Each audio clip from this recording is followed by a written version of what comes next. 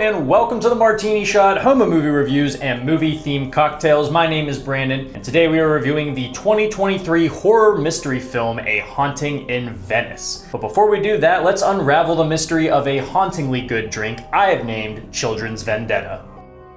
And hey, if you enjoy movie reviews and movie-themed cocktails, be sure to leave a like and subscribe if you'd like to help support the channel. When in Venice, you must drink like an Italian, and when you're locked in a potentially haunted house, you're gonna want to stay awake. That's where the Children's Vendetta comes in, a riff on the popular espresso martini that uses Italian liqueur and a hint of citrus to craft a bold, slightly bitter, slightly sweet cocktail. Let's get into it. All right, go ahead and grab a shaker, and first we're going to start with a little bit of espresso coffee. Freshly brewed if you can, you're gonna be doing 1 ounce. Next up is half an ounce of simple syrup, and now we get into our alcoholic ingredients. First starting with some coffee liqueur, you're gonna be doing 3/4 ounces, followed by Amaro, a Italian herbal liqueur, you're gonna be doing 1.5 ounces, and then 2 dashes of orange bitters. And then one final ingredient, we're gonna be utilizing a saline solution, which is basically just a mixture of salt and water. This is done to add a little bit of salt to the cocktail, which is really going to exemplify some of the bolder flavors inside this drink. And I made mine with a ratio of about 1 part salt to 10 parts water. And you're gonna be doing 2 drops.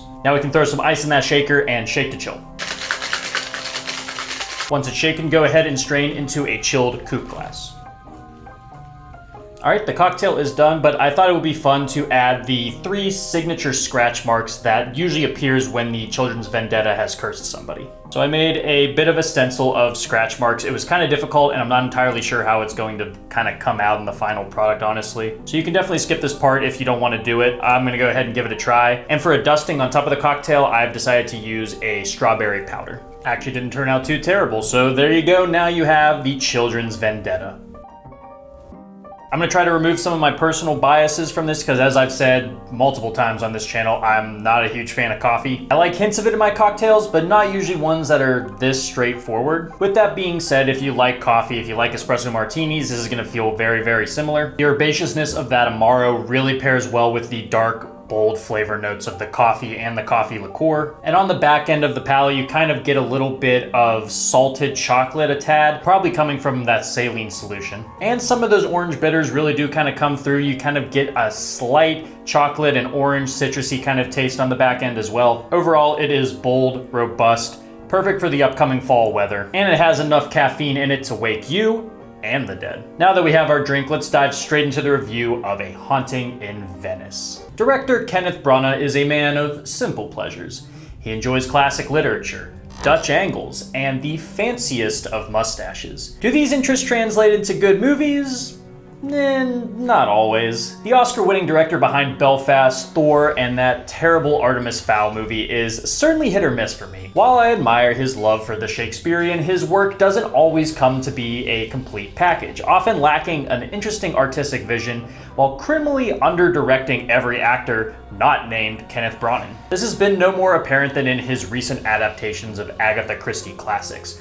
Murder on the Orient Express was incredibly forgettable and boring, while Death on the Nile was ravaged by horrendous CGI backdrops, a Gal Gadot performance everyone memed, and an Armie Hammer performance no one wanted. Branagh rounds out his trilogy with A Haunting in Venice, perhaps his most unique film of the 3, considering it's only loosely based off of Christie's 1969 novel Halloween Party, while the others are mostly straightforward adaptations. Quite a shift for his series, delving into the horror genre and forcing him to balance the expectations of 2 different genres. Yet to my surprise, this is easily the best of his 3 film series, and I had a decently good time with this. A Haunting in Venice embraces classic gothic horror and expected whodunit shenanigans, coming out as one of Branagh's more meditative films. Themes of death and the belief in forces we can't see are executed well enough to make the film stand out among its predecessors. It still falters a bit with so-so performances and a mystery that lacks an impact akin to Christie, yet the campy spookiness and charming wit made this a very easy watch and one I honestly wouldn't mind revisiting. Esteemed detective and mustache aficionado Hercule Poirot is trying to leave his detective work behind him and live a quiet life in Venice. That is until an old friend visits and ropes him into attending a seance to attempt to debunk a medium's abilities. Naturally, a guest turns up dead, leaving Hercule a mystery only he can solve as he begins to doubt his own beliefs and question whether or not ghosts are real and if he can legally arrest one. The most endearing thing about the trilogy is Branagh's performance as Hercule.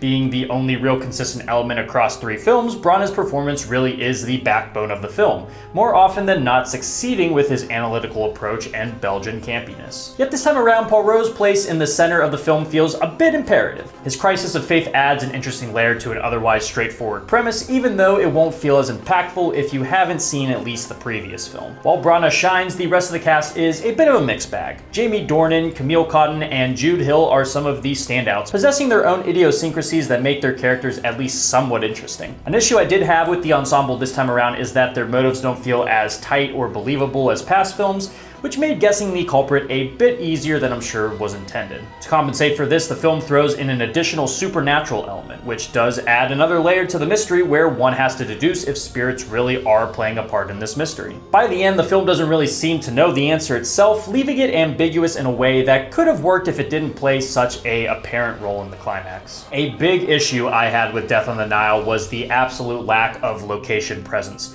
as almost everything around the actors felt glossy and fake. Here, that is no such case, as Venice feels fully realized thanks to impeccable work from the art department and on-location filming. The opening few minutes of the film feature a patient establishment of the setting in a way that not only highlights the beauty and architecture of the city we come to expect, but also a foreboding sense of despair that will gradually increase. The framework of this intro, setting, and eventual use of flashbacks reminded me a ton of 1973's Don't Look Now, which may be the biggest compliment I've ever given Branagh. But to the director's credit, I think the film looks great, even in moments where Branagh and his DP chose to go a little more off the wall with their camera work. Those aforementioned Dutch angles are back, along with some high and low angles that can either represent a fly-on-the-wall feel or a general discomfort depending on the scene. The horror aspect of the film is way more of an aesthetic element rather than a full-on co-genre in my eyes. There's a classic golden age of Hollywood horror aura at play here, which is hard to deny with this spooky locale and talk of ghosts. Is the film ever actually frightening? I don't really think so. Any spectral imagery we get often lacks the gravitas to disturb or even unnerve, which could be because of the PG-13 rating or even just an unwillingness to go all in on the horror aspects of the film.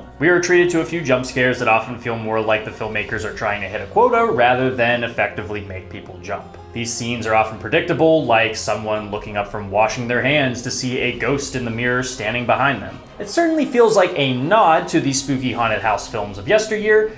I just wish there could have been more of an effort to surprise the audience. Despite being highly predictable at times, I did find the script to be moderately well written, packing an effective dry wit that actually had me chuckling most of the time. I think the dialogue at times can lean a bit too much towards time period lingo, but this is only really an issue for some actors I felt who couldn't really sell it without sounding like a parody. The mystery itself has its twists and turns that are fun to unravel, even if the final destination becomes more apparent throughout. Yet I didn't think this because of the breadcrumbs the film itself left, rather than just inferring based on the established archetypes in the film. The final reveal is more of a success for Hercule than it is for the audience, which is okay as it does play to the talent and intelligence of the character. Additionally, the film ends on a rather ambiguous note that neither conforms or denies the validity of the supernatural elements of the film, which isn't too much of an issue except for how the supernatural elements ultimately play into the final kill of the film. Genuinely, I felt the film had the tools to establish it better, but at the end of the day, it doesn't really dampen my experience. A Haunting in Venice is easily one of Branagh's best films in recent years in my eyes.